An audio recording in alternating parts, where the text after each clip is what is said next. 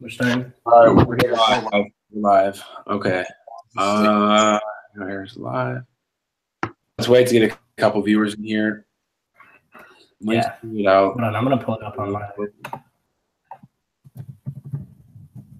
Did you tweet out the link? Yeah, I just did. Yeah, you did. I'm gonna click on it now to make sure it's working. It's working. Okay. Did you tweet out the link? Yeah, I did. Yeah, I just did. Yeah, you did. Make sure it's working. Oh shit!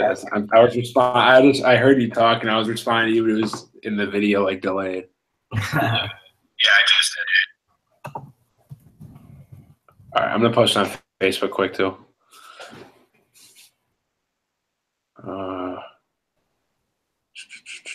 We are here. We are live. We are. Can you guys see how many people we have in here, if any yet? We got 10, 11. 10. All right, cool. I'll put it in the FanCave chat. I'm going to do a little promotion. All right. You guys know the drill. We will be breaking down every game, going game by game, spreads, over-unders, top plays, top fades, sleepers, GPP plays, lineup construction, you name it. Where we cover it all. So follow us, FanCave DFS on Twitter. Running a pretty cool contest right now where if you help us get to 750 followers, we will give away a sweet-looking hoodie. And we have a lot more apparel. We can put together some like swag bags or apparel packs to give away if you guys help us keep getting some followers. You guys have anything to say before we get started? Nope. Ready for week 5. Already done a good amount of research. Have like 20 Sunday Million tickets going this week. So if anyone wants some of those lines, always DM me for them. But I'll have like a couple mains. I'm ready for this week. Let's do it. All right. Clutch, you got anything? Yeah, man, looking forward to it. Took kind of a big L last week on a few plays. Got Eli right, which was cool. I think we were all on that train, so that felt good. Definitely took a couple L's elsewhere. Dalvin Cook getting hurt for the year is a big loss. Not for just DFS purposes, but for the NFL. He was a really exciting player to watch. So, yeah, I mean, looking forward to week 5. Hopeful to bounce back. Yes, sir. Yeah, let's do it. Let's do it. We did have some good call. I hope you guys rode the Eli train with us like Clutch said. I mean, what do you have, 27? Yeah, he put up 27.72. So that was, great. That was fantastic. He hit almost 4x. So yeah, that's all right. So let's see if we can find some more of that. We're doing the show today because we have some conflicting engagements and stuff going on Sunday, but we still obviously want to get this out to you. So we're going to do it tonight. We're going to start it right now. And that I'm seeing on this slate, Bills heading to Cincinnati. Cincinnati's favored by 3. Looks like the over-under is just under 40 at 39.5. Jacob, you want to kick us off? Yeah, I'll kick us off on the Cincinnati side of the ball, and we'll start from there. So I guess we'll first start talking about Croft here and how big of a week he had last week. And I don't want to say that, it was a fluke or anything like that because the matchup was there. I feel kind of dumb with myself that I didn't, tout him a little bit more because Cleveland is awful against the tight end. That's been known. So Croft definitely had a big game last week. I think that he'll garner a little bit of ownership. 5,500 is just really a price I'm not comfortable paying for him, especially with some of the other options right there in that range. AJ Green's another guy whose price is getting a little bit up there as well, but he continues to see targets. He caught an end zone pass again last week, and he has a pretty good matchup at home this week again. So really like AJ Green in this spot. I don't think he's going to be very chalky. Really no need to pay for him in cash, but in GPP, I think you can get him a little bit lower owned. As far as the run game goes, I guess Mixon was, the workhorse last week and a little bit chalky. definitely disappointed a few people. He still got 17 carries, just didn't really see much production. I still think he's going to see similar volume, but just a guy that, he's still 5,900, so it's not like you're looking at that much value. There's other guys that I'm interested, for this slate at that price. So probably looking to stay away from the run game as far as Cincinnati goes. And Andy Dalton's just a quarterback that I never really like to roster at all. He's really volatile, doesn't, show much consistency, and he can go from 0 to hero real quick. So definitely not looking to roster him, but I'd say my, take is that AJ Green's a great GPP play. Yeah, I agree. What about you, Noah? I agree. Everything he said. I do like Joe Mixon a little bit this week. I think he's going to be, he will be low owned. I say in the 2 to 4% ownership range. For 5,900, he's a good GPP play. I do still like AJ Green. I mean, LaShawn McCoy is also going to be pretty low owned just because he hasn't been scoring. But that's the Bills' fault. They're letting Tolbert take the red zone touches now. He's their best weapon. I mean, he has been for a while. So LaShawn McCoy definitely is in play. Charles Clay has been playing good. I would consider playing Charles Clay. Let's see his price this week. He's only 5,700 on FanDuel, I think. 5,700. It's a little expensive, but I do think he'll be a little bit higher owned because he has been getting the targets, and he's been a pretty consistent, mid-range, mid-value tight end. So he'll be probably one of the higher owned tight ends. But other than that, that's all I got for this game. Yeah. I'll echo that Charles Clay play. I like it, and with Jordan Matthews now expected out, I think Tyrod's going to kind of have to force feed him the ball, which can be good and bad in some ways. He'll see a little more coverage, but a little bit. He had over 100 yards last week. I hope you guys took my advice and played him in cash. He had a really nice day. Play capability. I think he had like a 44-yard catch and run last week. But he's nice. I'm off LaShawn McCoy this week. The Bengals' run D is getting better with Vontaze back again and getting in stride. Mind the Bills' defense in season-long formats this week. I know Denver's on a bye, and I personally had to find a replacement for Denver and Jacksonville. Another good defense takes on Pittsburgh. So if you need a flyer, I really don't mind Buffalo. That you'll also garner some ownership with them. Formats. I mean, you can almost count Andy Dalton for a turnover a game. And I know that offensive line isn't that great. Joe Mixon's not the greatest blocker. The Bills' defense could pay off nice at some low ownership, but otherwise, I'm staying away from this game in general. Yeah, I'll just add real quick. LaShawn McCoy, last week I touted him very heavily. Did disappoint a little bit. I'm still not angry at the play. The volume was definitely there. He got 20 attempts. What really shook me was the fact that he only got 3 targets. But like Joe said, this Cincinnati rush defense is definitely for real. And it's the reason why I kind of do like them this week. Cincinnati defense is like maybe a leverage play for GPP. I think they'll be, if they can put pressure on Tyrod and stop LaShawn, I mean, that's, pretty much the extent of this Buffalo Bills offense. So definitely Bengals D at home is in a really good spot, I think, as well. Yeah, I like to echo that. I like both. So moving on to the next game, another ugly one. The Jets taking on the Browns. The Browns are favored by 1. Over under 39.5. Matt, you want to kick this one off? Yeah, I'll go ahead and kick this one off. Bilal Powell kind of surprised me last week. He's in play this week. I think he's going to be a play just because, Cleveland does have a decent run D. He's in play just because some people are going to be on him, just regarding his last week when he, had 160, 170 yards. He is 6,600. They're going against Cleveland. That's not bad. There is cheaper options that I do like.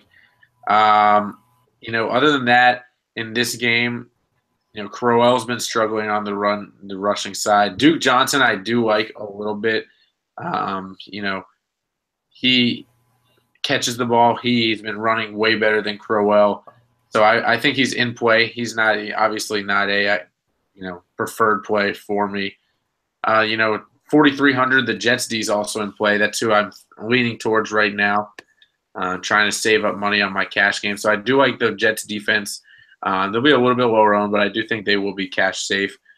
And other than that, in this game, there's really not much that I like. Yeah. I mean, I don't like it either, honestly. If you really want to get cute in a deep flyer tournament, like put $1 on this line, I don't mind Josh McCown. He's a pretty porous run D, but other than that, like. Oh, I forgot about ASJ, the Farian. Oh yeah. I do like ASJ for his price. He's essentially the Jets' offense right now, and Bilal Powell. So he's been getting the targets. He's been getting almost, he's the preferred target for them. Yeah, So, we didn't even bring him up. Clutch, what do you think about Bilal Powell this week? Bilal Powell is definitely someone who surprised me. He's still kind of boom or bust to me, somebody that I'm not really interested in rostering in cash. And I think that there's other guys down there in that spot that I'm looking to pay for. I mean, 6,600 is not really that much of a discount for him. So kind of off Powell a little bit. But I have been waiting a little bit patiently to speak on this game. And I will say I think that this game has potential to be quite a shootout. And I do think that the Jets are going to be playing from behind. And let's not forget that this is Josh McCown narrative right here. This is revenge narrative. He used to play for the Browns. And I think he comes into Cleveland and he shuts this team up. I think they're going to be playing from behind. I think McCown's a very interesting GPP play, borderline cash on DraftKings. I think that you can pair him with a guy like Robbie Anderson, who's going to see a lot of targets. Austin Seferian-Jenkins, another interesting one. I really like this Jets pass game a lot on Sunday. I think they're going to be playing from behind. They're going to be forced to throw it. So I'm really, really liking McCown this week. I don't really see why I would want to play him on FanDuel with his price being up a little bit high. But on DraftKings, I really like him a lot. And also another guy that I really, really like that's just seen so many targets. He's seen 17 targets in the last 2 weeks is Duke Johnson. I mean, this is a guy that's basically a wide receiver for them that's seeing running back carries. So, I mean, 6K on FanDuel. Obviously, the DraftKings, you get the point per reception. So, I mean, 9 receptions last week. That's pretty tremendous, and that's against Cincinnati. And we're talking about the Jets. This is a downgrade in the offense. He's back at home. I really like Duke Johnson this week. I'm trying to find a way, for me to I kind of like Duke Johnson enough to play him in cash on FanDuel. I'll say that. I really like Duke Johnson this week. Yeah, and I'm playing him over Crowell in my season longs, and I'm running with it. I say Duke Johnson over Bilal Powell this week. I'm calling that right now. Johnson, one of my sleepers of the week. Like, I absolutely love it. Corey Coleman went down, and the Browns have not, and Kenny Britt isn't doing anything this year. He's their only viable receiver, and he's a running back. But I love Duke Johnson, especially on DraftKings where you get full point PPR. I like that call a lot. Yeah, I'll say, I guess Robbie Anderson, you're going to get him lower than 2% owned, so definite criminal ownership there. If you play McCown, get cute, play Robbie Anderson. You can play Seferian-Jenkins in your cash game and play him naked, but if you want to go ahead and get cute and play McCown, then just pair him with Robbie Anderson. What about Jermaine Kearse? See, I don't know. I was back and forth on that earlier this week, but I'm kind of leaning at Robbie Anderson this week. I'm just feeling like, he saw 6 targets last week, only catching 3. He had a very tough matchup, but I really like this spot for him. I don't think the Browns are that much of a threat, definitely not as much as Jacksonville. So I think the targets just go up, them playing from behind, and Robbie Anderson just seems like a little bit more of a playmaker to me than Kearse does, although Kearse did have those touchdowns earlier in the year. Yeah. So both of them interesting, though. Yeah. All right, so next game, I think this one has a little more fantasy appeal than I originally thought it would. Taking on the Lions. Detroit is a 2.5-point favorite with a 43 over-under. Jacob, you want to kick this off? Yeah, I'll go ahead and kick this one off. For me, this one is sort of kind of a write-off for is what I'm looking at for it. So the Lions are, they're a top 3 defense this year so far, and they've proven that they are for real. Like, I don't think that there's any question about it. I think that Quandre Diggs is for real. I think that Slay is for real. I really do believe in these Lions, and, I'm kind of back and forth about it because last week I was saying I didn't, but it's kind of hard to, not trust the numbers through 4 weeks of play. So, I really trust this Lions defense. Cam Newton really stepped up last week in a pretty good spot. I don't think this is as good as a spot for him, so not really too much I'm in love with for this game. Still not much. Still too not sold on McCaffrey. A young guy that I've been watching a little bit, but just still haven't yet to roster him, and I don't think this is going to be the week that I do it. Okay. What about you, Nova? I kind of like Funchess. He's proven, these last, he's been averaging like 8 targets a game. He was a tight end, now a wide out. And he's playing from the slot, which is also really good. He's way bigger than the guys that are guarding him. He's pretty cheap. Not pretty cheap. He's average price for a wide out. But I would give him a, GPP consideration for this week. He has a pretty high ceiling if Cam actually plays the way he did last week. Cam looked, like he was back to his old self, MVP form, unfortunately, against the Patriots. But, with Greg Olsen out, Funchess has really been taking a leadership role on the offense, getting those passes to him. Matt Stafford on the Lions side, not that big of a fan. He gets his – the only reason I like him is he's throwing it 35 times a game, probably 40 times. So, that's the one benefit of playing Stafford, which is kind of why we liked, Eli last week, because he's getting those 40 throws per game. But, he doesn't have an Odell on his team. And, he's not really someone I want to roster this week. So, other than that, Funchess, not going to roster McCaffrey or Stewart, no one I really like. Mostly the plays from this game are going to be GPP for me. Yeah. I like that. The one player we haven't really talked about yet, and I saw Matt Berry's really high on him, and I kind of looked into it, and I am too. I really like Amir Abdullah. This week he's been getting almost 20 touches a game, which I personally did not expect. I thought Theo Riddick was still going to dominate the passing game, but slowly each week, Abdullah has really kind of cut into that usage on third down and passing downs, opportunities away from Riddick. He's gotten more red zone opportunities.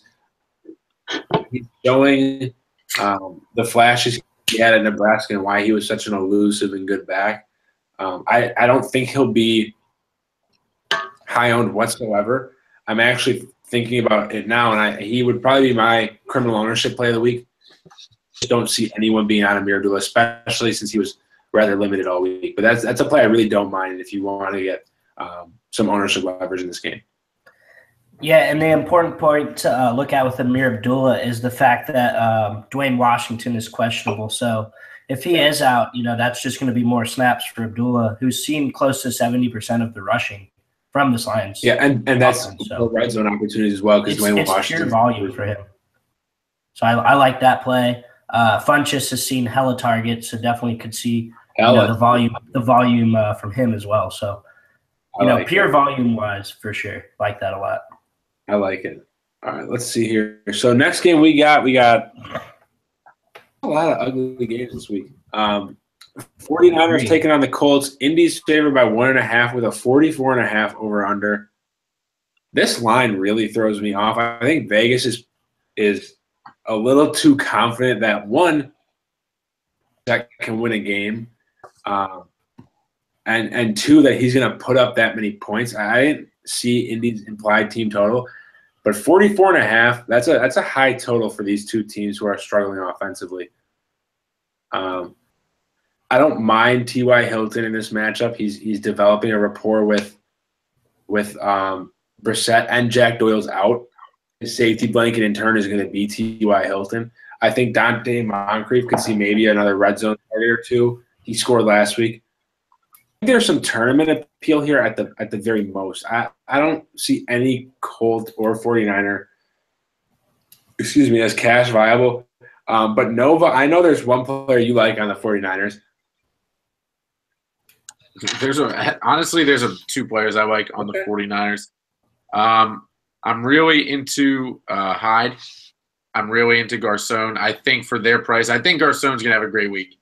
He will be my criminal ownership play of the week. GPP, very good. I'm going to be on him a lot. I think he's going to get, 8 to 12 targets. He's going to score a touchdown and hit 100 yards this week. Garcon, he's been pretty quiet all year. I think he's going to come out. And, it is a revenge narrative. He did play for the Colts, so that's always another plus. So I forgot he started with the Colts. That's okay. All right. I like him. Carlos Hyde this week. If he goes, he has been having a hip problem. 7,200. Still last week, he didn't play terrible with the hip injury. He's been averaging anywhere from 15 to 20 carries a game. He's definitely in play. He'll be low owned as well. So we're going to be focusing for cash wise. They're going to be focusing on like 3 or 4 games this week. The rest, everyone's going to be low owned. I do like San Francisco defense as well. I don't think the Colts are that good, and I think San Francisco has a chance for their price to be worth the play. And I was a big fan of Robbie Gould last week. Had $100 left over and switched up to Suck Up, who really cost me some money. But I like Robbie Gould. San Francisco's been kicking a ton of field goals, and he is definitely in play for me as well. Did either of you guys play Nick Folk last night by chance? No, I did in the Monday through Thursday against the Patriots. I was pretty hit. I'm not gonna lie. Yeah, I don't know what it is with. Side note here, I don't know what it is with Tampa Bay and kickers. Kind of just where they go die over the last. Jesus, brutal, dude. But yeah, I'm kind of with Nova on a lot of these guys. I like Gold a lot. He's in my cash game. He's 4,500 on FanDuel. Kind of just like a simple plug and play against the Colts defense that you can expect the 49ers to put up some points on. I really like T.Y. Hilton this week. I don't think a lot of people will be on him. He's at home. He's still seeing good targets. And with Doyle out, I think more targets just funnel his way. I think that's the way the game flow is going to work out for him. Pierre Garcon's a guy that I've been high on all year. The dude's just a target machine. He bodes with this offense very well. The problem I have with him is the fact that Hoyer just really isn't very good. But, he gets probably the easiest matchup you could possibly have this weekend. So I really like Pierre Garcon. He's still seeing the targets. Like, he's seen 8 targets in 3 of the 4 games that he's played. So although the production and the efficiency hasn't been there, he's still a guy that can put up the numbers, definitely. Another guy that call me crazy, but Frank Gore is $6,000 on FanDuel. Okay. And yes, I know he's 34 years old, and it looks like his legs are about to fall off. But this is a guy that he's still getting you, he's still getting you 9 to 12 fantasy points a week. Like $6,000, and he gets this defense, sign me up for at least 1 or 2 shares of Frank Gore this week, maybe on my 3rd or 4th lineup. I just really like him at home this week. I've got this gut feeling that he might punch 2 into the end zone. So yeah, I didn't want to be the first one to mention, but I kind of like Frank Gore too for his price. Obviously, if depending how injuries go, there are some backs in that price range I like more. I really don't mind Gore. I like him more this week than I usually do. You guys mentioned it. I don't mind Alan Vinatieri this week as a kicker. Excuse me. I don't mind. Guys, I'll be right back real quick. But otherwise, I'm not really looking at anyone in this game.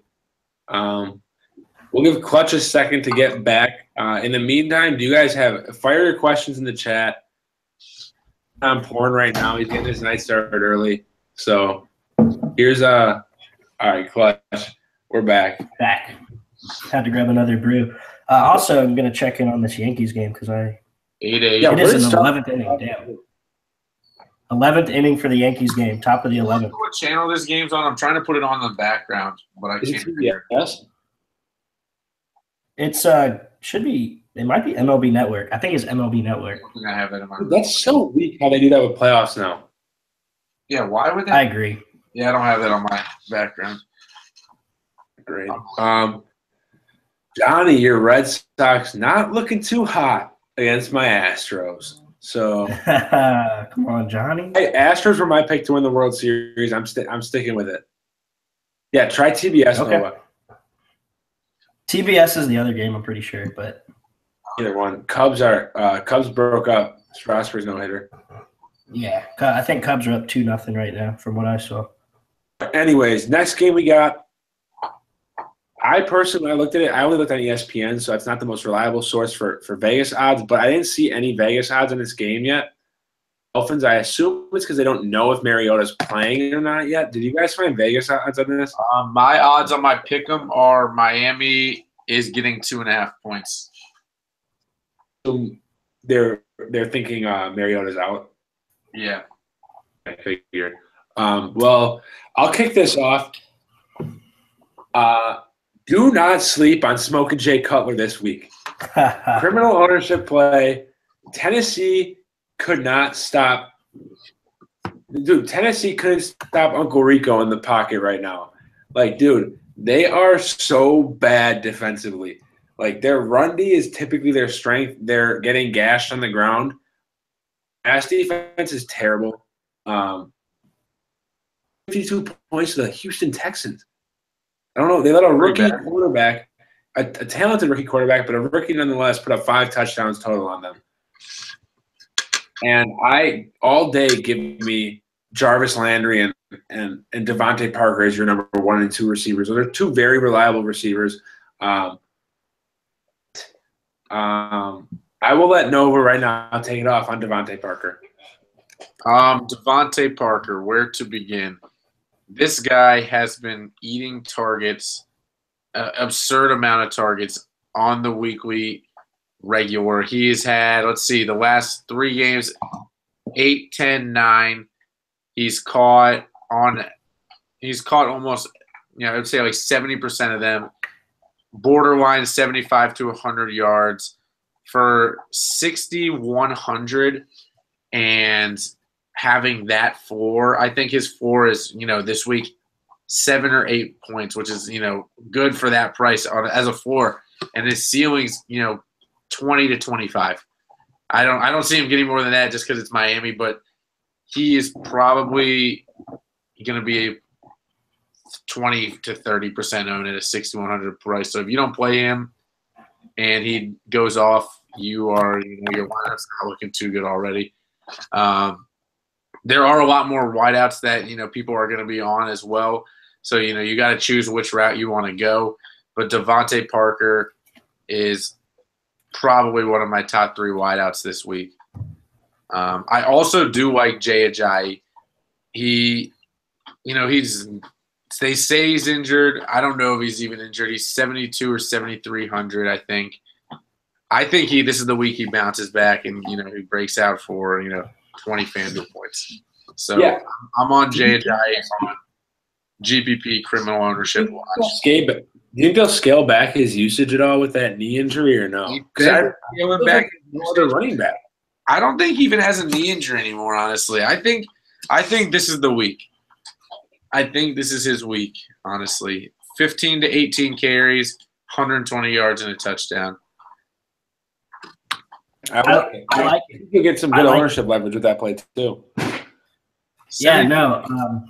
Tennessee is a team that just gave up a 50-burger to Deshaun Watson and the Texans. So, Nova touched on all the points why Devontae Parker makes for a fantastic play in all formats. He's borderline lock button in all formats. Like, I'm going to be all over Devontae Parker. I don't see how I fade him in any lineups except when I'm trying to get cute, but he'll definitely be a lock in my cash game lineup. So just go ahead and plug in Devontae Parker and move on to your other 2 spots and worry about that. Ajayi, yes, I like that a lot. I actually like both running backs from this game a lot. I think that they both are in kind of criminal ownership spots. They're going to be real big leverage plays. Ajayi's price is down a little bit, definitely, but it's still up in that range where, like, you can play a guy like Melvin Gordon or Carlos Hyde right around him. So I don't think anyone's going to be looking to go Ajayi. So you probably get him sub 5% owned. While DeMarco Murray, his price has dropped, way below what he's normally going for. So he's 6,400. He's still a guy that saw 115 yards just, 2 weeks ago. So, yeah, he got shut down by Houston, but that's a pretty good defense. And this Miami run defense is nowhere near as talented as, Houston is. And, he put up 115 yards against Seattle. And I know they haven't looked as good this year, but they're still the Seahawks at the end of the day. So I really like both of these running backs in bounce back spots for like sub 10% owned. So love the calls there.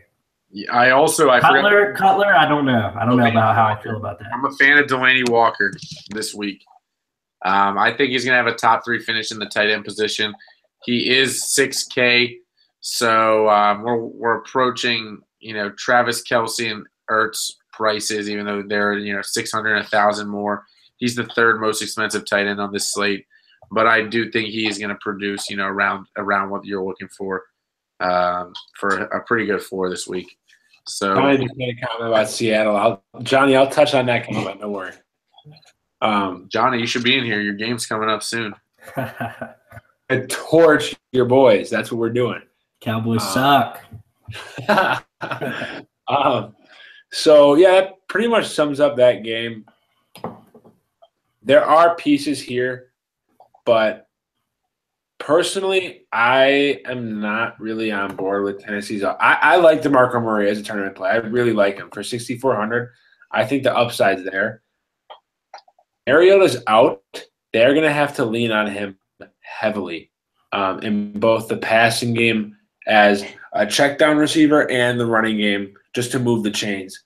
I mean, Matt Castle isn't like he's Emmanuel, but he's not close to Marcus Mariota. So if Mariota's out, I think DeMarco Murray could be a borderline cash RB2, given a very low owned one.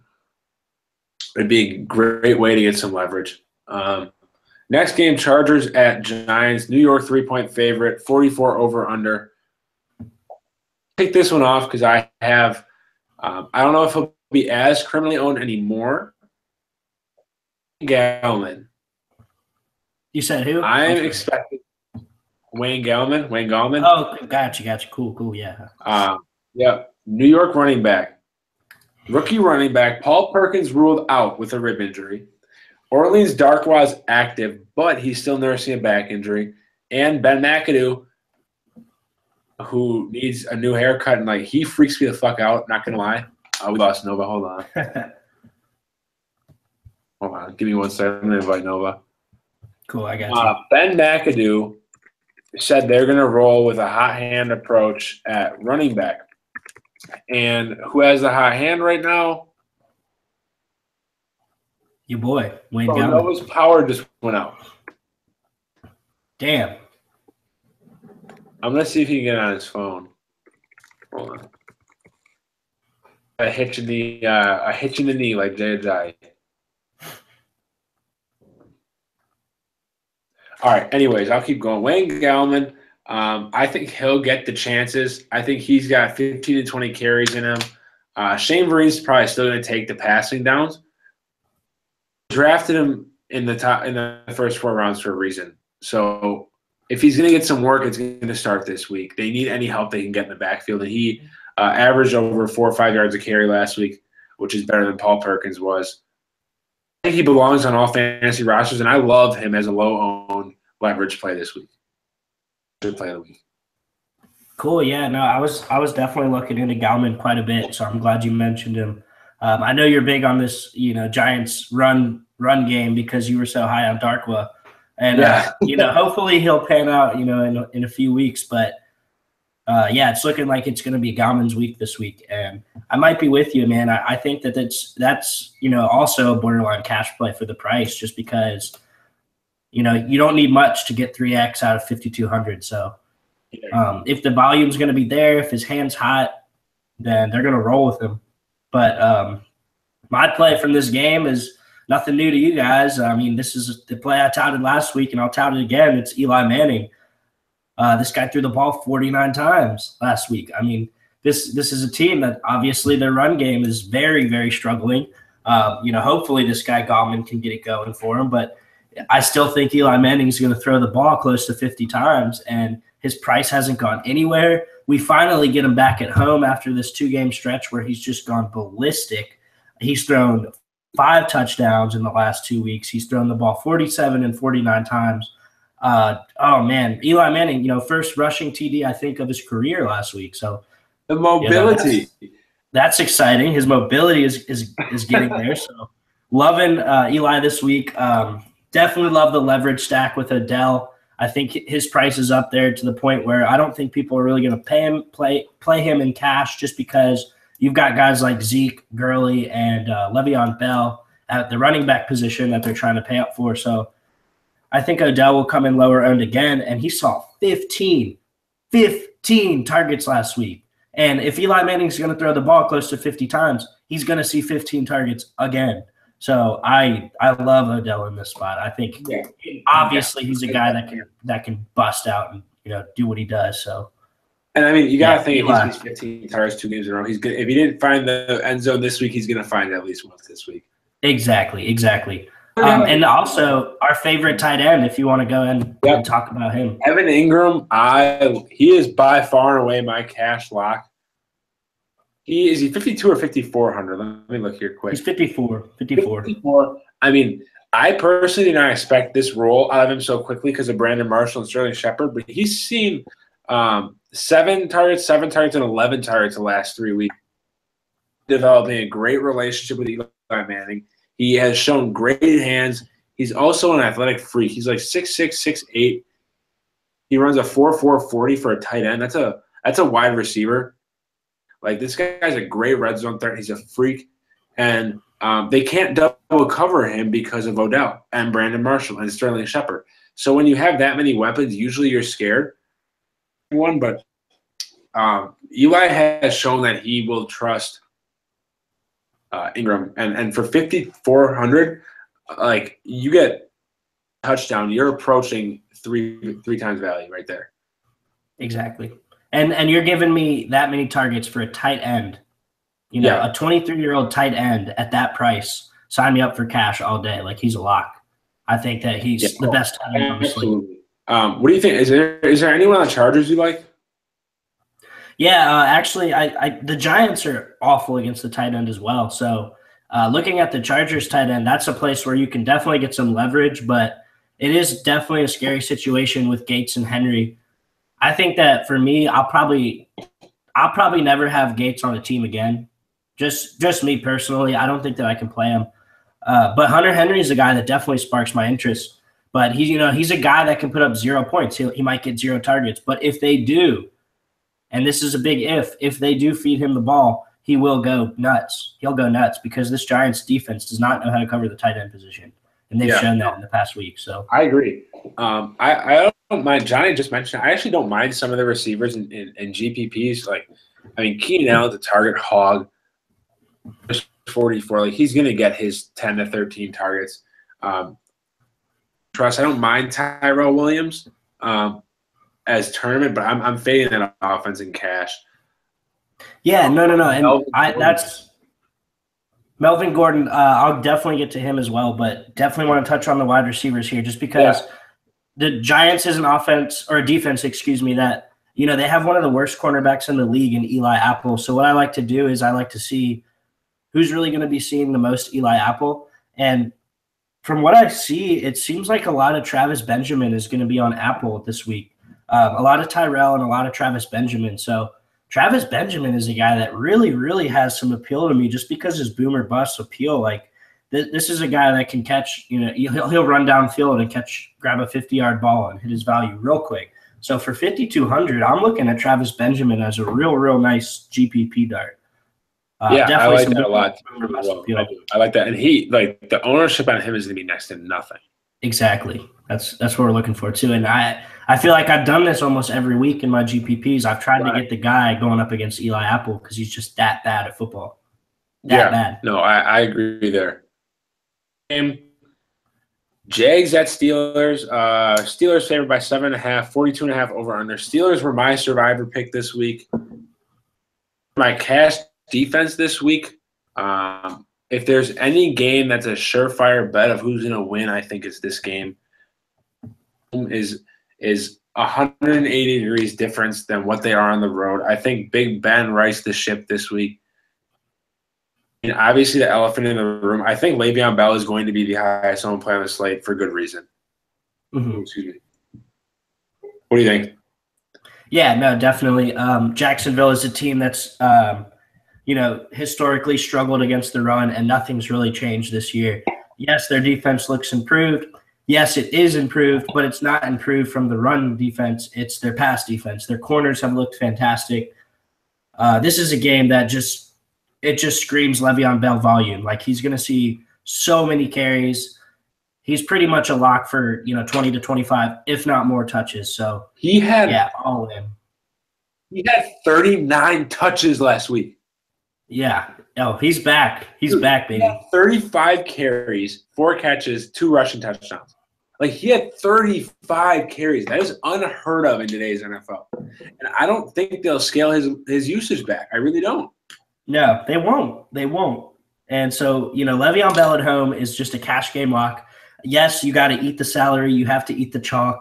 Just do it. Just move on. Because if he puts up numbers like he did last week, or, even better because his upside is definitely there, that's just something you can't miss out on. You cannot miss out on 32 FanDuel points.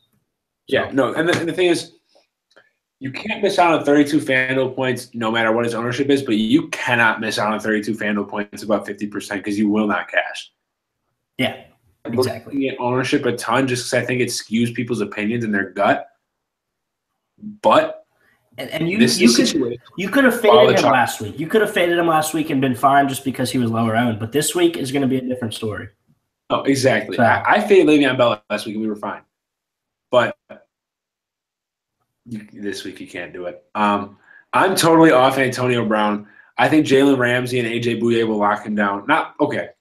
Lock him down by Antonio Brown standards. So, 83 game is locked down for Antonio Brown standards if he's out of the end zone under 100 yards.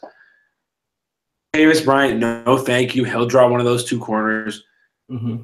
James this week as a low-owned, cheap tight end just because he'll get more targets because of how good Jacksonville's corners are.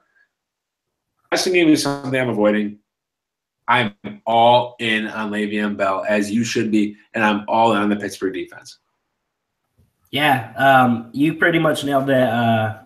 You nailed it down. Antonio Brown's totally off my radar this week. What I'm really hoping for is the fact that Pittsburgh is at home. People see Jacksonville and, narratives coming from last year and years before where they have been pretty horrendous.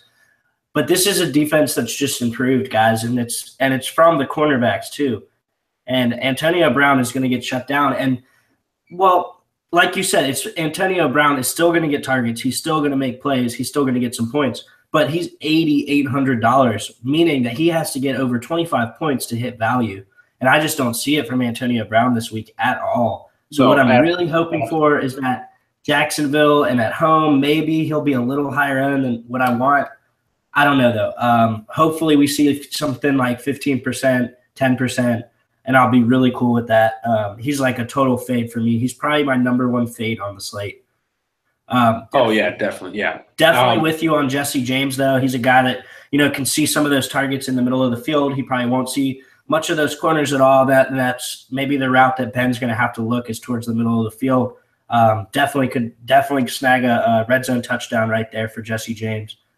So love the upside.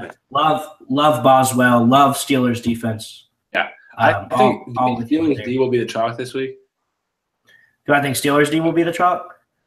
I don't know. I don't think so. I think that people are going to go towards the Ravens just because they're so affordable. And I mean, this Oakland team is in shambles right now. So yeah, no, agreed.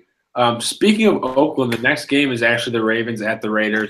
3-point. Oakland's actually a 3-point favorite right now. 39.5 over under. I don't understand, like, for 1 second why Oakland's favored. Michael Crabtree might play, but Derek Carr is going to play. Yeah, Carr's going to be out. I think it may just have a lot to do with they're at home. Baltimore has looked horrendous, and Oakland is always, always a team that we look to pick on. So I've been trying to dig into this Baltimore offense, seeing if there's anything that I can find.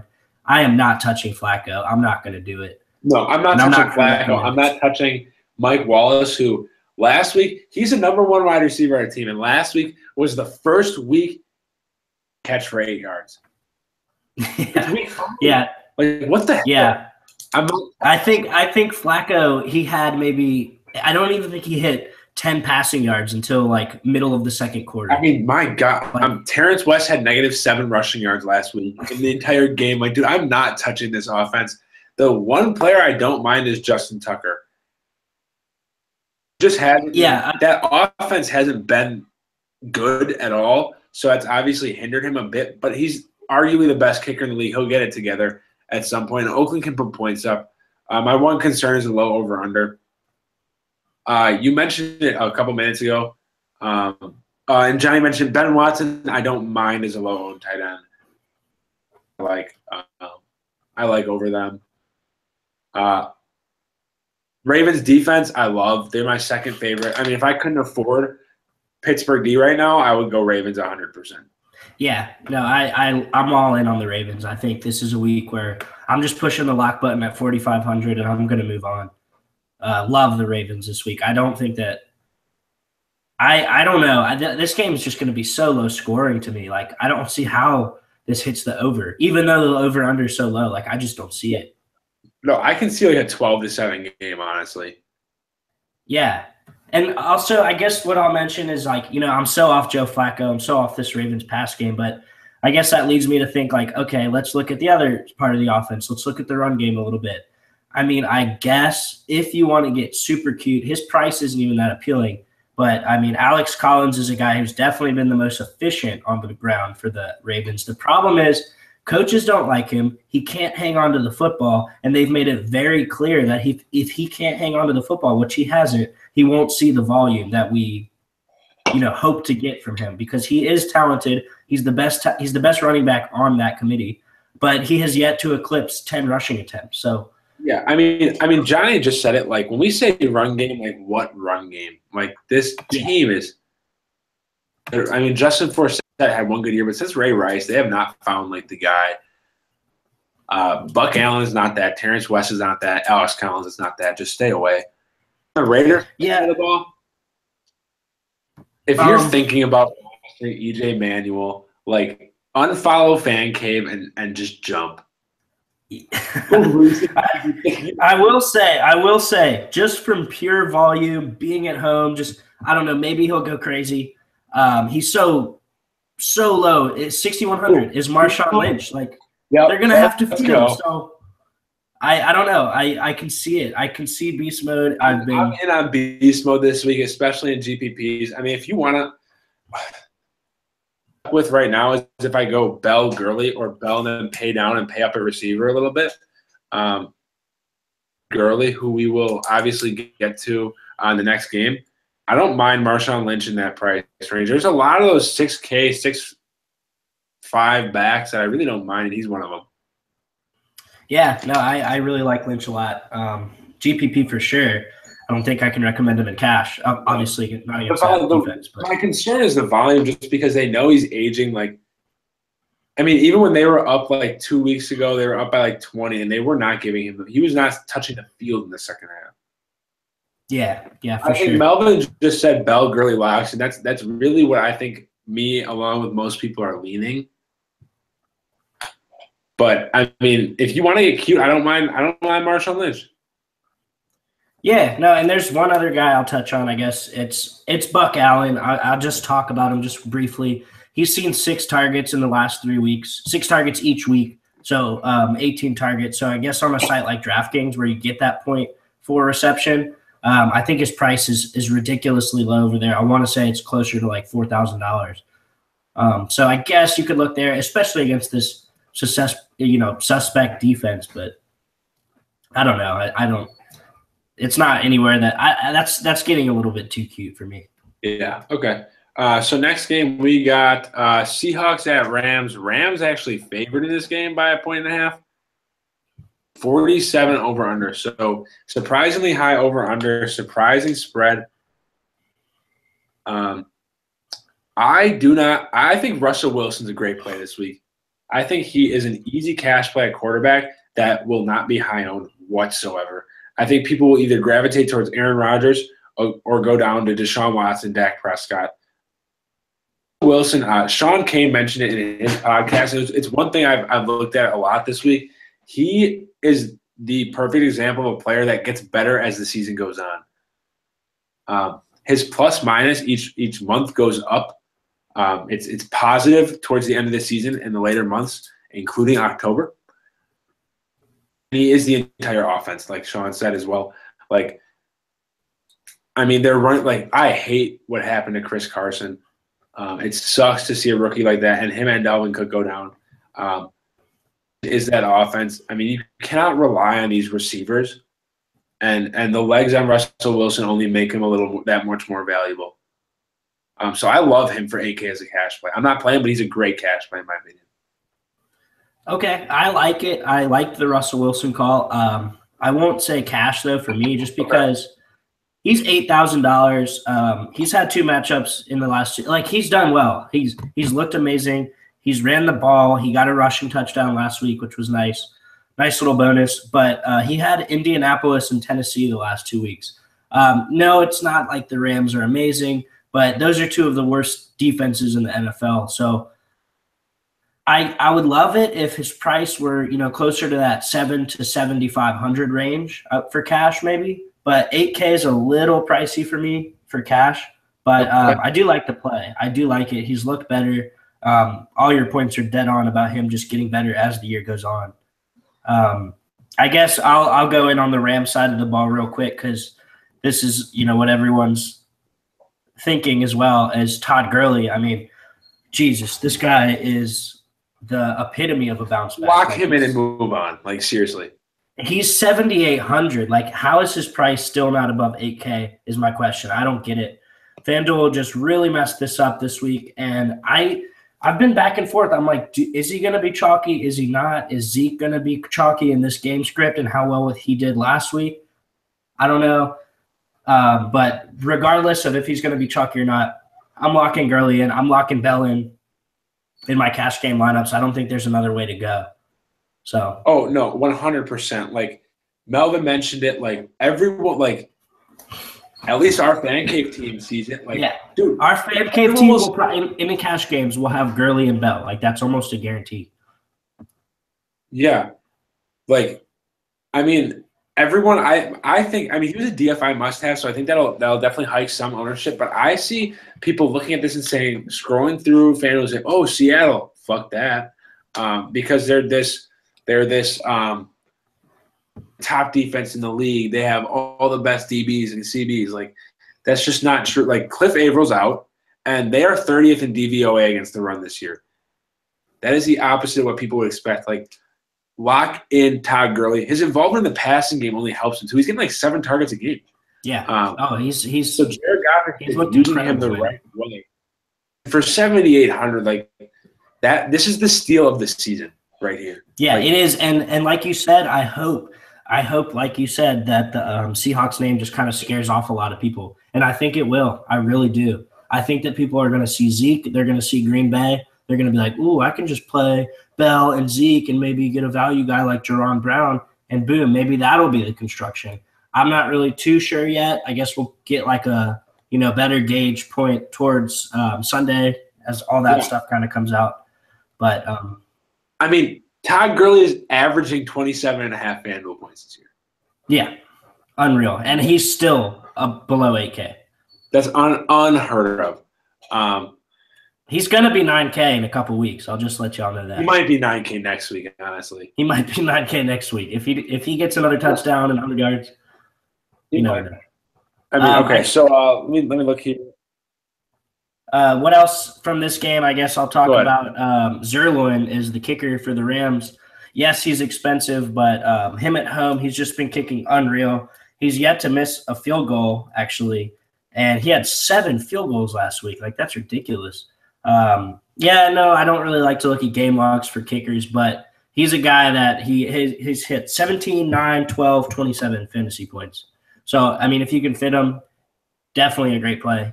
Don't see any reason to not. And if we expect the Rams to score with Gurley or move it down the field at least with Gurley, he's going to get those opportunities again. Yeah, I like that a lot. Okay. Here we go. Next game. Let me get my beer. Johnny? Oh, God. Johnny, you sure you don't want to come on? Johnny, where you at? Green Bay Packers traveling to the bum-ass land of the Cowboys.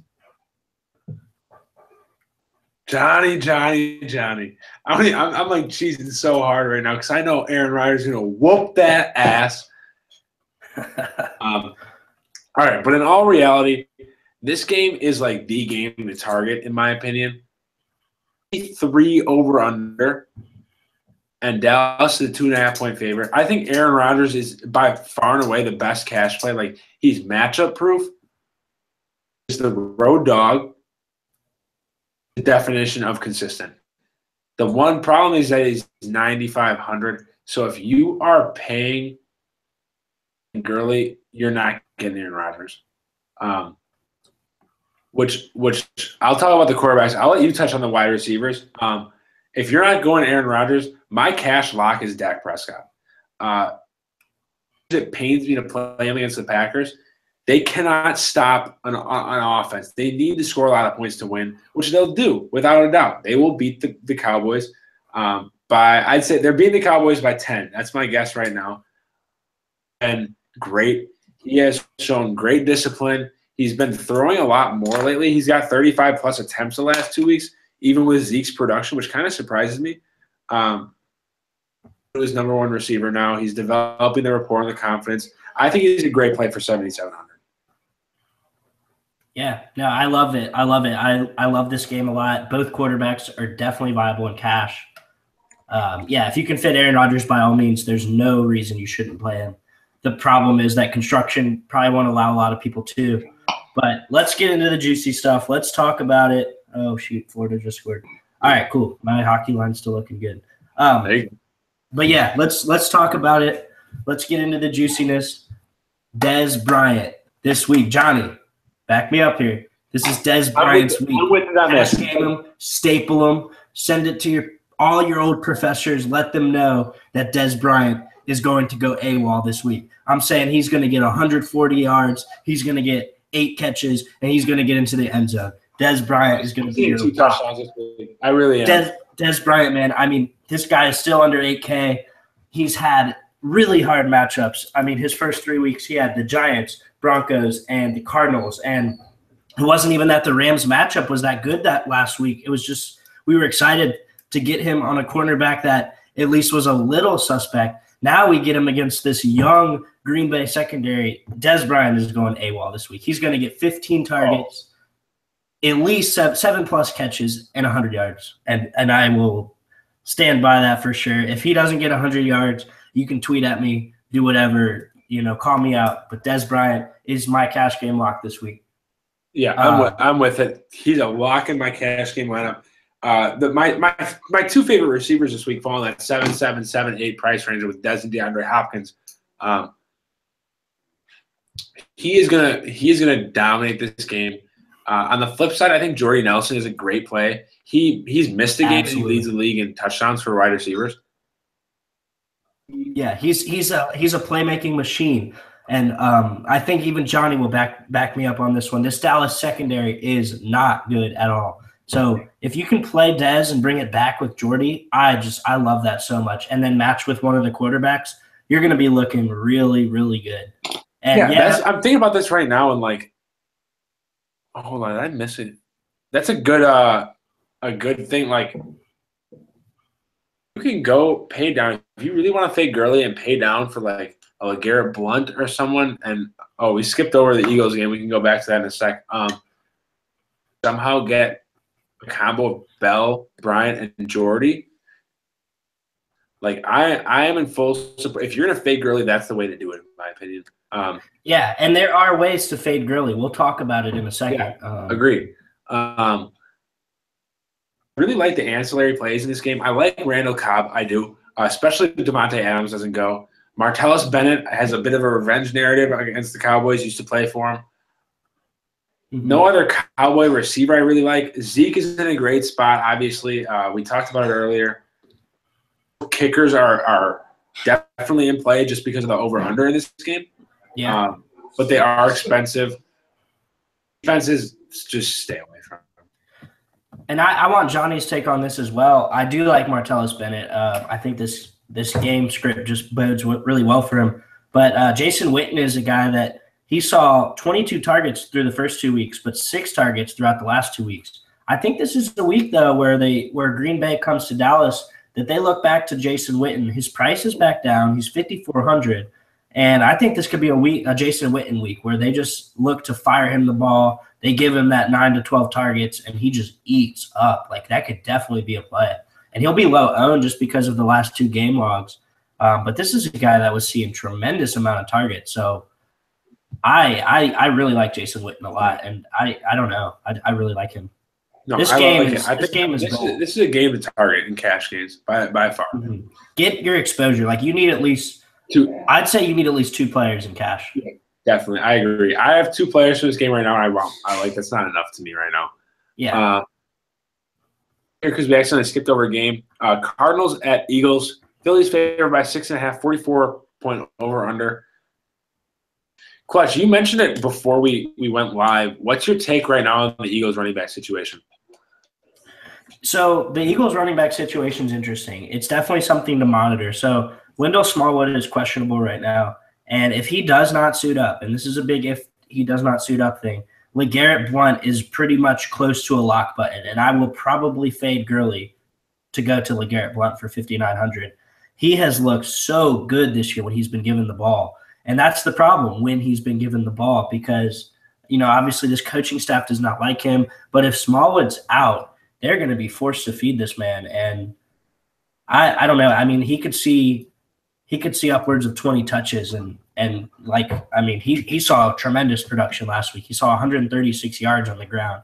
He's definitely the clear guy that, can break these tackles on the ground. Wendell Smallwood has carved out his role as kind of like the PPR back, the guy that's going to run around and get your receptions. He's kind of the Duke Johnson, the Tevin Coleman of this backfield, while LeGarrette Blount seems to be carving out his role as the workhorse. Yeah. Update on that. I'm looking at Roto World. So they say Wendell Smallwood officially questionable, likely out. Oh, man. See, I saw it. I've got him on my fantasy teams, and his projection went from like 10 points to like 1. And I was like, what the hell? They must not be expecting him to suit up. Yeah, it says Coach Doug Peterson said Smallwood would not practice again Friday.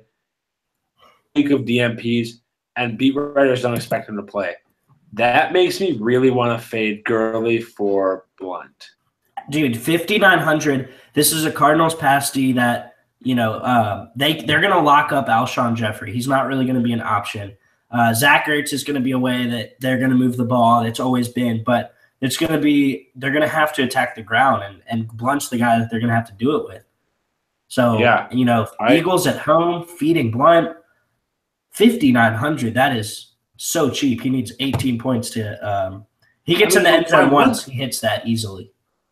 One concern here is that the most snap. Take a guess of a number. Like what a team usually plays. What, like 70 snaps a game? Yeah. Okay. Take a guess the season high number of snaps that LeGarrette Blount has played. Man, I know he had that week 2 against Kansas City where he saw maybe a couple snaps. Maybe 35? 26? Like, dude, that is brutal. Yeah, but I mean, dude, if Sproles and Smallwood are out, who's going to be out there?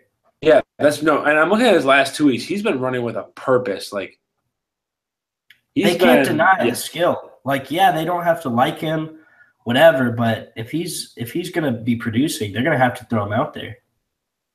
Arizona's only allowing 3 points. Clement is a guy that just looked terrible. I mean, he got 10 carries for 30 yards. I mean, he didn't look explosive. He was just Blunt was the guy. It was clear last week, very clear. Yeah, I think I'm going Blunt this week. Honestly, that'll allow me to get Devontae Parker as my wide receiver 3 on FanDuel.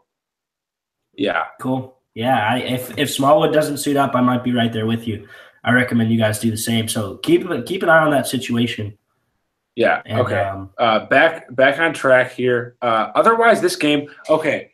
One player I do want to touch on is Jerome Brown. Okay. 500. I expect his ownership to be above 50% on FanDuel. Yeah. No. Eagles secondary is pretty atrocious, and hit that price. It's so cheap. Like, it allows you to pay up and get whoever you want. Literally, you'll be able to play Jordy. You'll be able to play Dez and probably Gurley and Bell. So yeah, love that. Like can't really argue it, honestly. I mean, listen, my running back wide receivers right now: Le'Veon Bell, Todd Gurley, Dez Bryant, DeAndre Hopkins, and Jerome Brown. Yeah, I like it. This is the reason why I might not go Devontae Parker, because if I go Devontae Parker, I can't have. So, but like, I think Jerome Brown, his targets have been. He saw 11 targets last game. Like, they're there. I think it's 12. He was getting thrown the ball for sure. I mean, either way, like, think about it. You have a touchdown, 50 yards. That's almost 3x right there. Easy, yeah. Like, he'll eat, and I mean, their attention is going to be on Fitz. And shout out to Michael Baylor, one of our writers. He pointed out that Fitz has absolutely torched the Cardinals over the last 5 years. Like, torched them. There's one game 5 years where he has not scored a touchdown. He's had like at least 80 yards in every game. Like, Fitz has their number. And the Cardinals throw. I mean, they don't have David Johnson. They throw in the red zone. Like, they throw the most of any team in the red zone. Kind of throw most behind Green Bay. But they throw in the red zone. Yeah, like, no doubt. So, there's one other guy I want to touch on from this Cardinals offense that he's going to be so criminally unowned almost, I think, especially on a site like FanDuel. He's $5,400. He saw 14 targets last week, 14, and the week before he saw 8. This is Andre Ellington. This is the guy that they throw the ball to from the backfield. He sees hella targets. He saw 14 targets last week? He saw 14 targets last week. He got 9 receptions for 86 yards. This guy, if he gets in the end zone, if he got in the end zone last week, he would have smashed value. But he was still able to put up 14.9 FanDuel points. His price did not move one bit. This is a guy that they're getting so involved with the offense. It's unreal. Like, I'm looking at this guy. I haven't seen anybody on him. But the targets are there, the numbers are there, and I think that he's going to continue to see the targets. This is a team that knows how to pass the ball. Like you said, they don't have David Johnson to fall back on anymore. And Chris Johnson and Kerwin Williams, I mean, let's be real, they haven't really looked too good. So it's going to be Andre Ellington that's going to eat out of the backfield. Yeah, I am all in. Like, Andre Ellington for a GPP, I am all in. I love it. Yeah, definitely. Like 14 targets for 5,400. I mean, that's like you get that out of a receiver for any price, and you're like ecstatic. No, that's what DeAndre Hopkins gets for 3,000 more. Yeah, exactly. So I know you sign me up. So low price. What do you think of Arizona defense? Yeah, I like Arizona defense. This is another team I was pretty high on, preseason, and they looked bad against Dallas. They've had their moments, but they're still putting up points. And they get the Eagles. I think that they can shut down Alshon Jeffrey. The Eagles' running game is pretty beefed up. If the Eagles somehow don't feed Blunt, I don't think they're going to be that successful on the ground. I think that they're going to have to feed Blunt. If they don't, they won't be successful. They're going to have Alshon's number, like I said. Their cornerback game is ridiculous. So, yeah, I think that Carson Wentz could be in for some regression this game. He might throw 2 picks, maybe like a pick 6. So 4,500 on DraftKings, 4,300 on FanDuel. I like it. Yeah, I like it.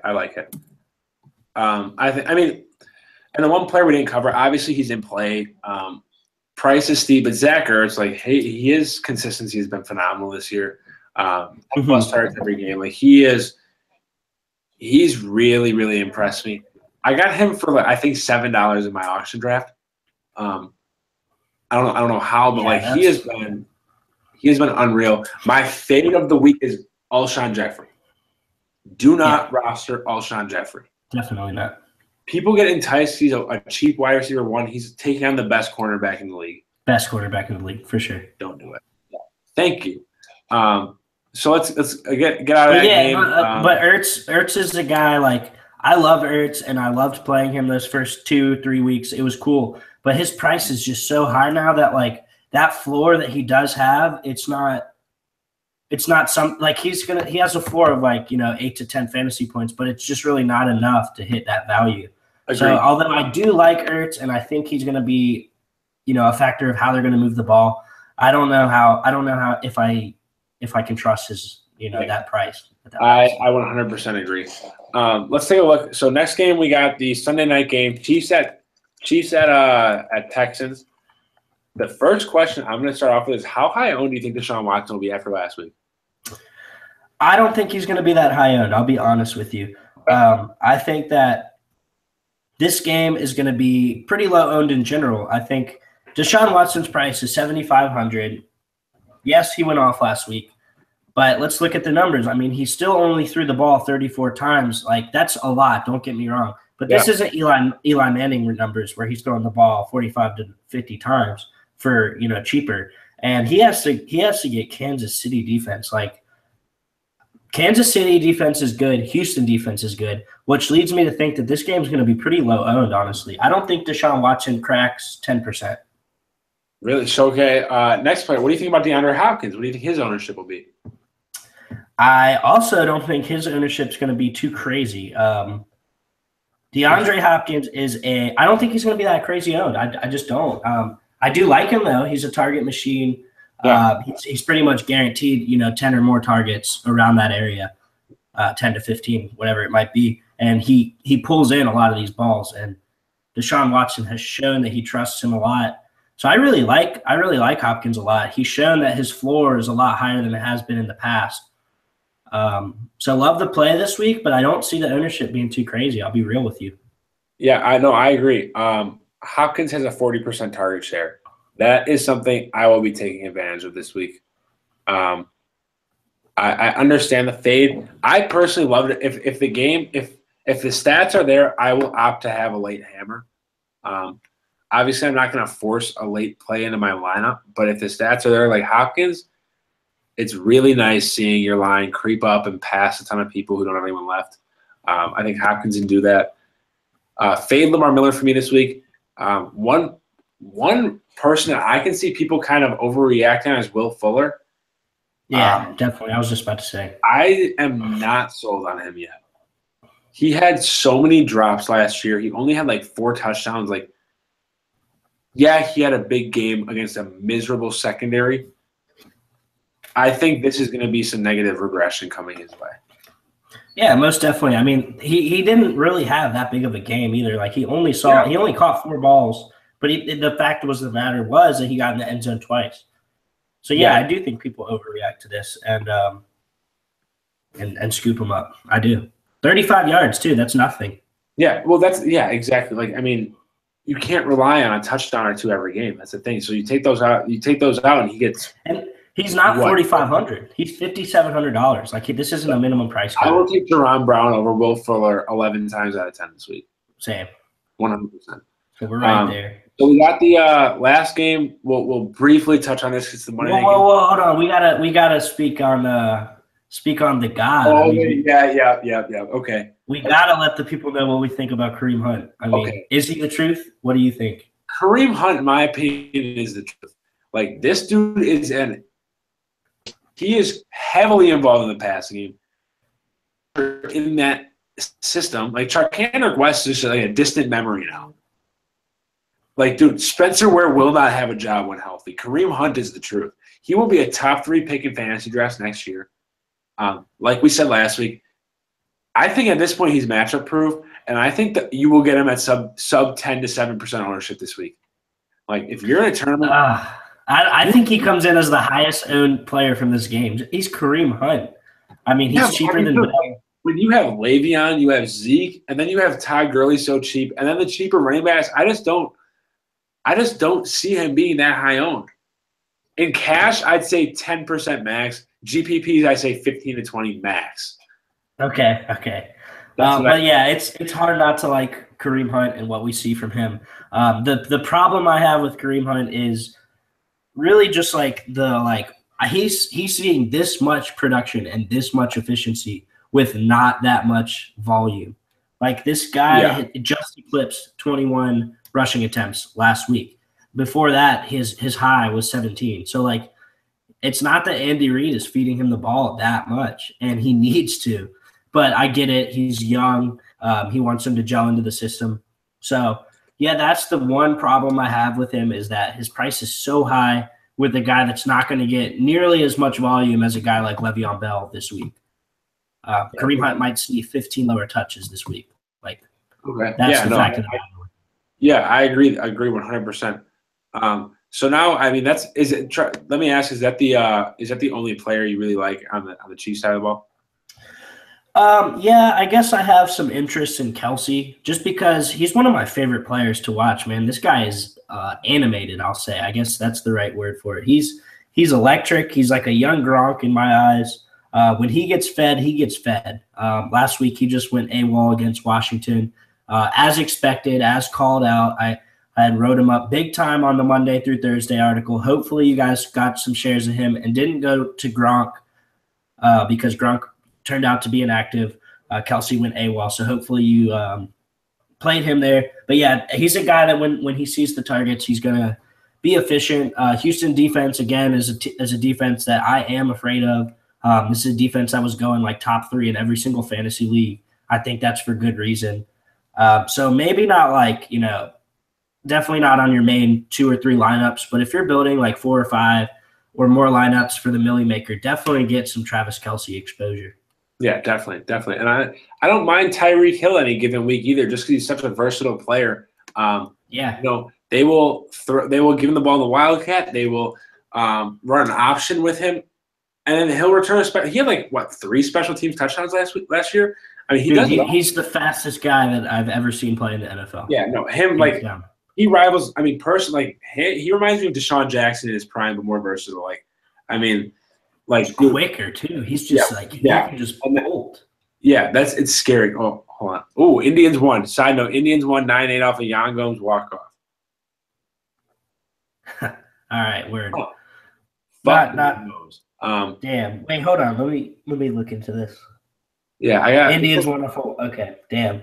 That sucks. I'll be honest. I was rooting for the Yankees there. I like this Yankees team. Is hard to hate. I love this Yankees team. All right. Anyways, that sums up the Sunday night game. We'll briefly touch on the Monday night game before we get to the lineup construction. Sammy B might play. Bump to Stephon Diggs, Adam Thielen. I think the biggest bump though goes to Kyle Rudolph. He has seen no action from Case Keenum. And Sam Bradford had developed him into like a top 5 tight end last year, and he's just dropped off the face of the earth this season to the point where people are dropping him in season long. So if Bradford's back, that gives a big bump to everyone. I love Kyle Rudolph as he's back. I want to get your take on what running back you think will be the guy in Minnesota. Now, I know coaches are saying it's going to be Murray, but me personally, something's rubbing me towards McKinnon.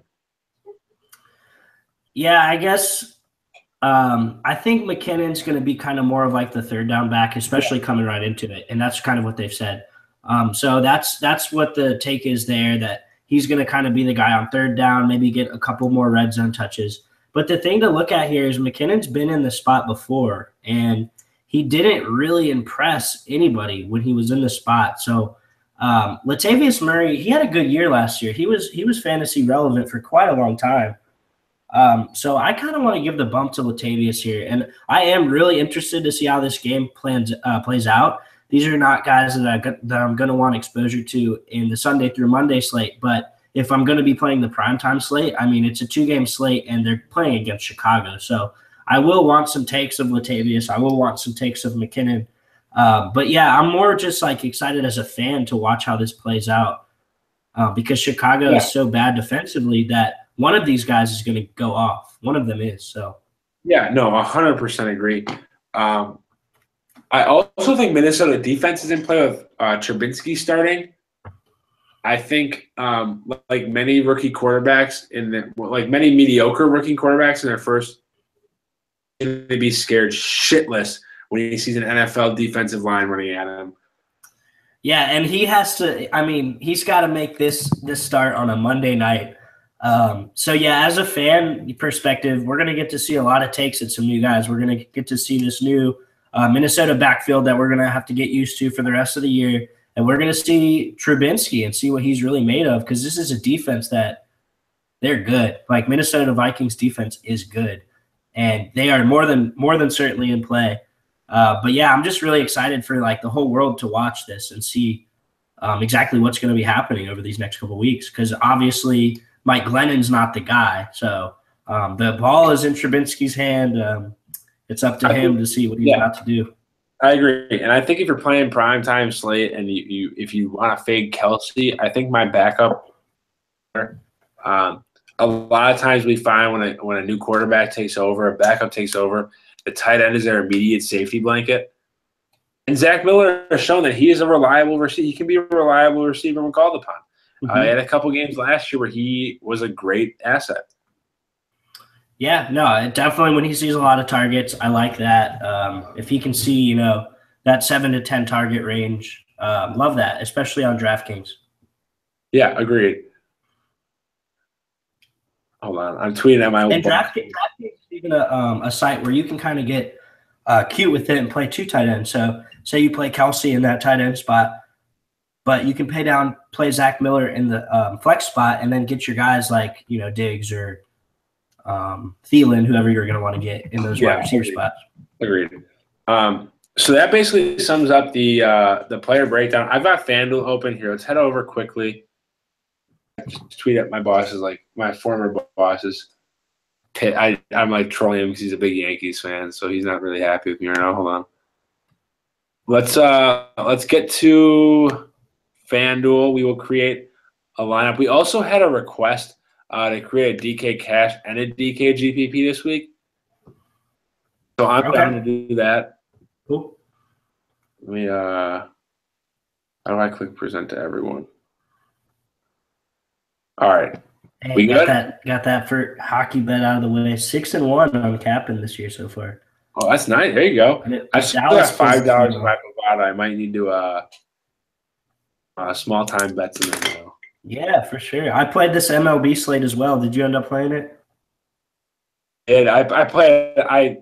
Very last minute, I got caught up at work. I played like $1 in a GPP. It's just not looking nice.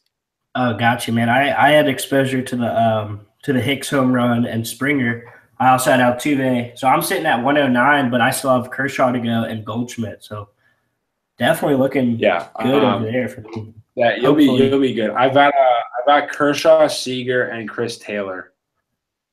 But okay. I had Springer. Did you have any Correa?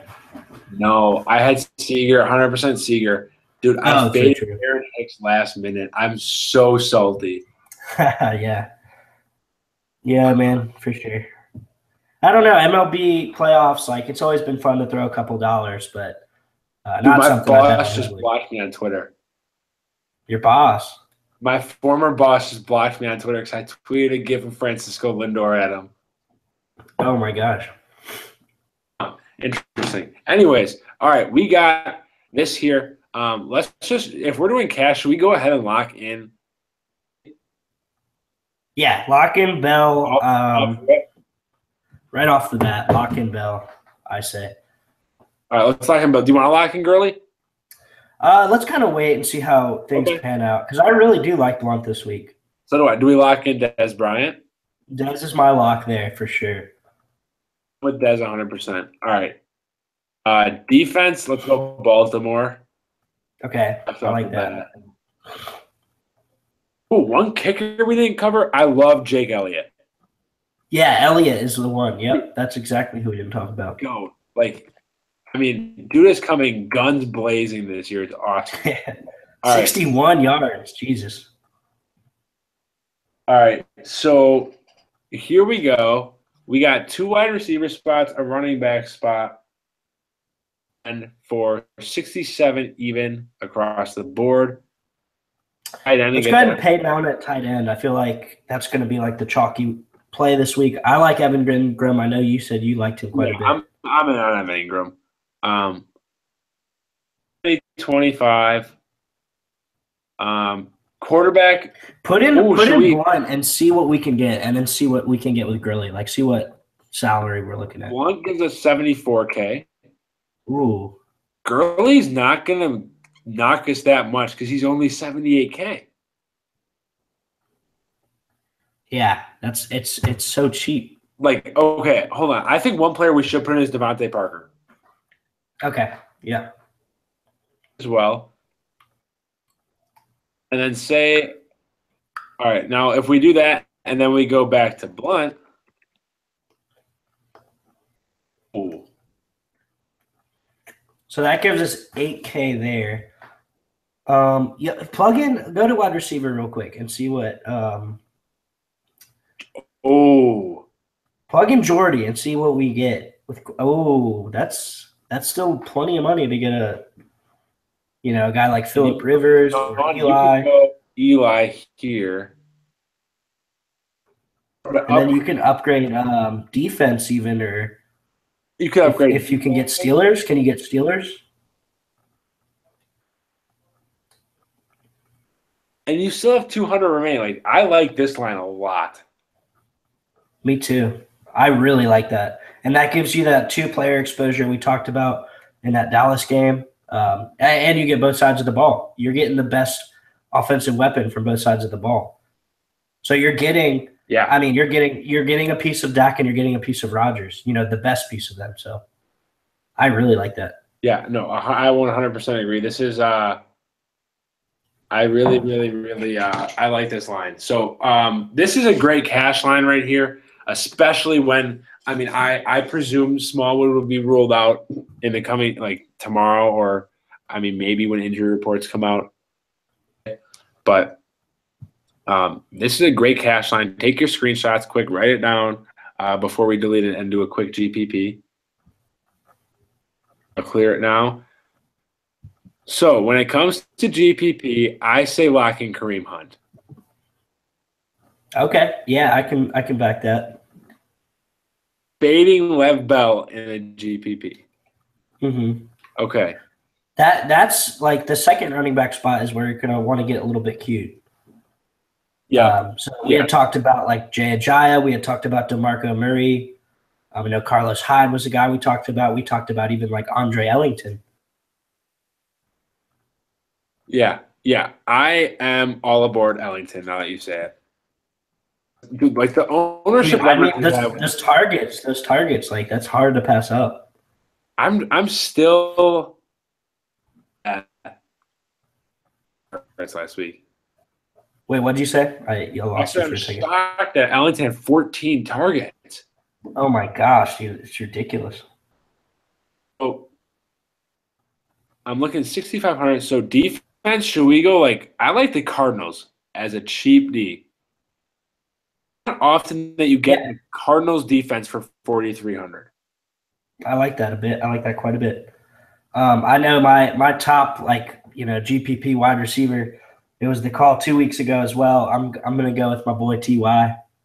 Let's do it. I like it. I like him quite a bit. Let's go here. 6,800, a healthy 6,800. Let's not kick her out too, so we can get that. Let's just stick with Elliott. He's pretty cheap. Yeah, I like it. Where do you go? NHL's been fun this year, man. I'm telling you guys. You say?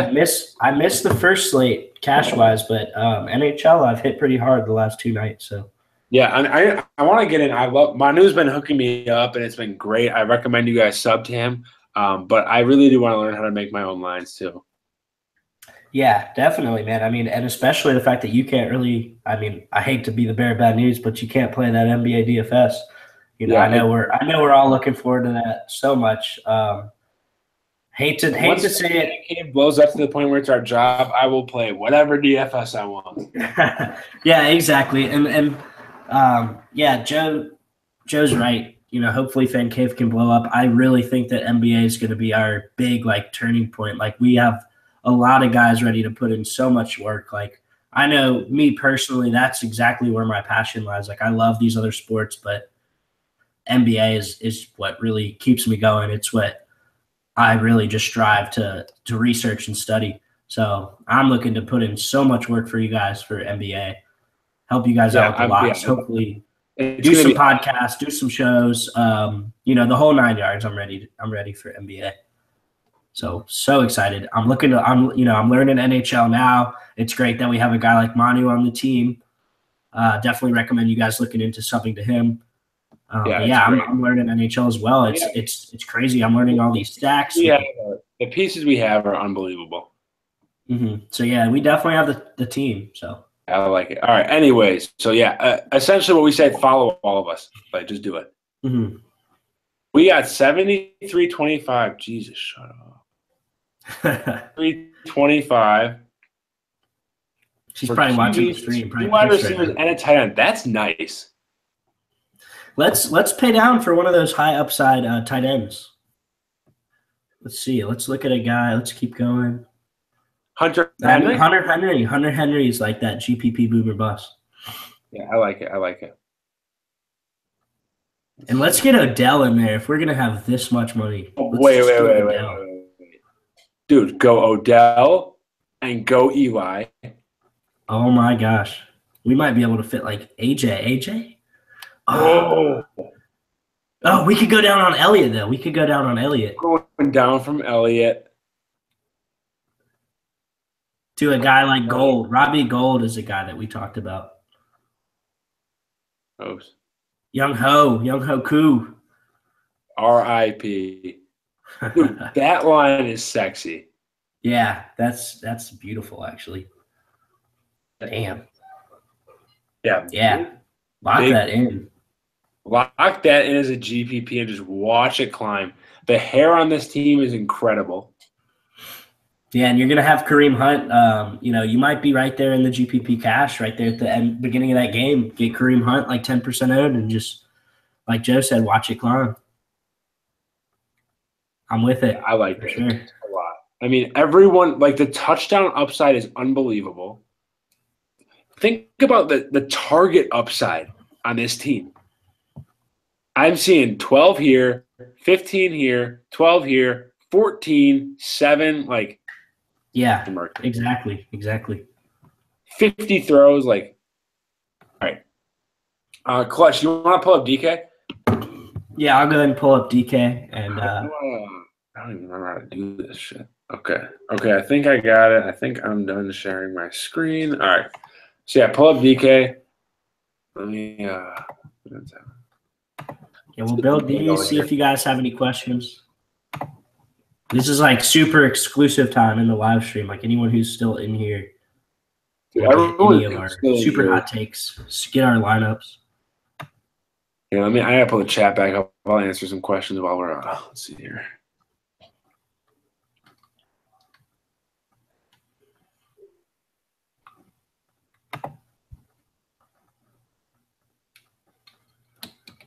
So this will be interesting because this is actually my first time looking at DraftKings this week. Haven't got a chance to get. We got a question from Manu. CJ2K or Lacey this week in season long? Lacey to me.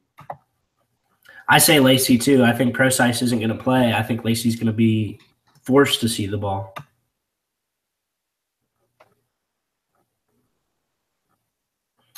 So here's where we're at with quarterback. So Dak's a little pricey over here. To be honest with you, we have Eli for 6.1. Goff only 5.3. That's pretty low. Let's see. Where else are we? Joe Flacco 4.7. So this is where the appeal for McCown comes in because he's only 4,500. That is just, dude, I don't know. That's just so cheap to me. against the Browns. All right, let's go. Let's do GPP first. Lock him account. I'm booking. Okay. If he shits the bed, blame me. Like, all right, then let's also get let's do it. I said to pair him with Robbie Anderson for 4K, and that's what we're gonna do. Let's get some Jay Ajayi exposure up in here, or some. Let's see where DeMarco Murray's price lays because I don't even see him on the board. On FanDuel. Wow, So, look at him. He's 5,400. He's going to be down there. Look at that. Look at that. Let's get DeMarco Murray right there, 5,400. Okay, I like it. Let's be safe at our other position and get Gurley there. Okay. Wait, do you want to go Duke Johnson on here? Oh, that's very true. He's a target machine. He could be a nice flex. Duke Johnson's 49. That's pretty cheap. Let's see what Ellington is on here. 46. Okay, so I like Duke Johnson over here. I like that too. I like that a lot. Let's put Duke Johnson in our flex because that way we can still get Gurley and get that floor. Okay. What Ellington? Wow, Des Bryant is 6,500 over here. Dude, that's like lock him in. I don't care if it's a GPP, lock him in. Yeah, what the hell? Where's these prices? TY 59. This, but another guy we had talked about that was going to see some Eli Apple was Travis Benjamin, 4,000, and that's going to give us the. Wow, this one we're making it cheap. Here, let's get. We can get here. We can get, or what do you want to take Benjamin out or Duke Johnson? Because we got to pay up somewhere. Here, okay. What we should do here, I say take Duke Johnson out just because flex is way, but like you can. Yeah, you can even flex like Le'Veon Bell. So, yeah, let's go back to Benjamin. 4K, and let's also pay down at tight end and try to flex Le'Veon Bell. See if we can. How much do is that. Ingram on 4K? DK? So that's going to leave us 6,800. So if we flexed Bell, he's so pricey here. Still going to give us 4,100 for defense though, and we can play Steelers right there. Boom. I like that. That's not bad at all. You're going to get Gurley and Bell in the lineup with Dez. Josh McCown, the GOAT. Dude, that offers you a really nice floor in a GPP, like a certain level of safety, but then look at the upside too. Yeah, you got guys like Robbie Anderson and Travis Benjamin that can just go AWOL. Then you have Des Bryant, who's going to be chalky. Steelers D, who's going to go off. Bortles is trash.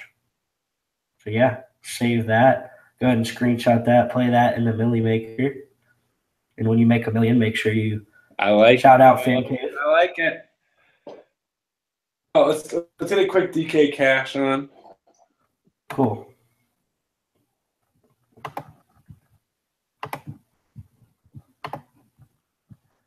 So Nova's power is out. We'll have to see if he's able to get that back for next week, hopefully. He's been having issues over there with his internet. I know that. Yeah, he has.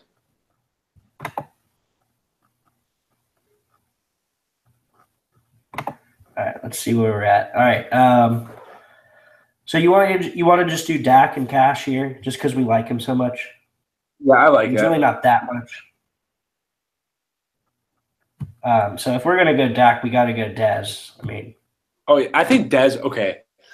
Personally, I mean, we didn't have him in that FanDuel GPP, but I think Dez is a lock, and he can be a lock in any format. Yeah, agreed. Especially over here at 6,500, that's just pretty stupid, honestly. That's stupid cheap. I think we agreed that Gurley is pretty much just a lock there. Yeah. Let's go ahead and lock in Bell too. So that's going to force us to pay down, but or let's see where our boy Blunt is here. That's one guy we didn't check on. Wow, Blunt is cheap. Look at this. Look at where Blunt is. Only 4,200. Jeez. Dude, that's more than a lock for me. Yeah, 100%. And then we can bring it back with Jordy here for cash. I like that quite a bit. And then we'll get a guy like Devontae. So that's kind of like, the chalky core tight ends right there. We can still play Engram. And then let's knock out defense because I'm pretty sure Ravens is very cheap over here. They're 29. And that will leave us not too much at the flex. A scary 2,900, which is normally not an area where you like to go a lot with names like this down here.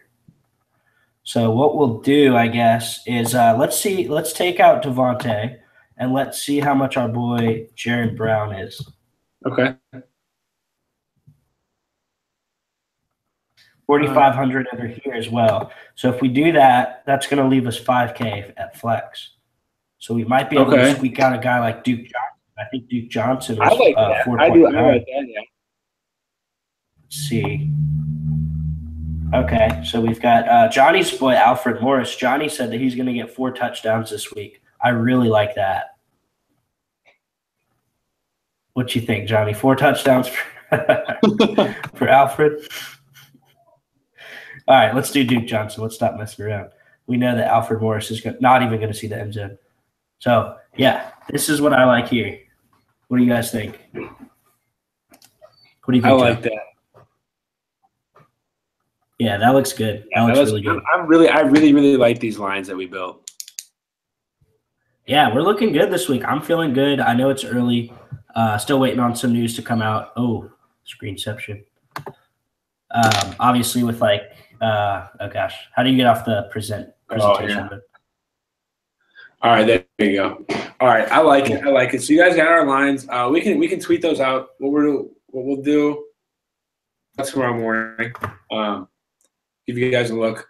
There's a chance I might have an article tomorrow. Not positive. I will try. I'll just say something extra this week. But us two, we're always around on Twitter doing what we can to help out. Yeah, guys, I have a super long drive to Cleveland tomorrow, but luckily, thank God, I'm not driving. So that means that you can reach me on Twitter pretty much all day. I'll be looking at stuff. I'm bringing my Game Boys and everything. It's like an 8-hour drive. So yeah, you can bet your ass that I'll be looking at a lot of NFL stuff. Dude, that was my drive to and from school every time. It was nuts. 8 hours? So yeah, let's get this money this week. I'm feeling really good this weekend. Yeah, no, I took my first L last week. It had been a tremendous first 3 weeks. I was hitting big. Week 2, week 3 were just too good to be true. So I definitely was due for some regression. So last week, I kind of pretty much rode the LaShawn McCoy train. He was a little disappointing with that 3 targets. Obviously, Dalvin Cook getting hurt didn't help, and Zeke Elliott going AWOL didn't help at all. So, yeah, looking to bounce back this week. Just trying not to overthink things. It seems like it's going to be a chalky week, but that's kind of the construction this week in cash. So honestly, I feel like every week the obvious plays. It's a chalky week though, and then the difference with the NFL is all the games are in one day, so there's always going to be a higher level of variance compared to other sports. Yeah, and what I think is things always look so chalky at a time like now. It's Friday night, not closer to Sunday. But then as things get closer to Sunday, people start overlooking their stats. They start overthinking. They start not playing the plays that they should be playing all along. Last week, I don't care that he didn't, do that well in the second half. I should have had AJ Green in my cash line. I look back and I kind of regret plays like that. I should have looked way more into Zeke Elliott. I shouldn't have, been so high on LaShawn McCoy. So there's some things that you definitely can overthink by looking into the numbers so much because you're looking at it all week. It's not a slate every single night like it is for basketball, baseball. It takes a lot more self-control in NFL, I think. And you got to look at your numbers and trust yourself. Agree. Just follow the FanCave. Follow the FanCave. Exactly. And thank you guys for tuning in. We'll be around. I have nothing else to say. You got anything? Yeah, Eli Manning and cash, book it. Do it again. Dak Prescott and cash, book it. Number 2. All right, guys. See you later.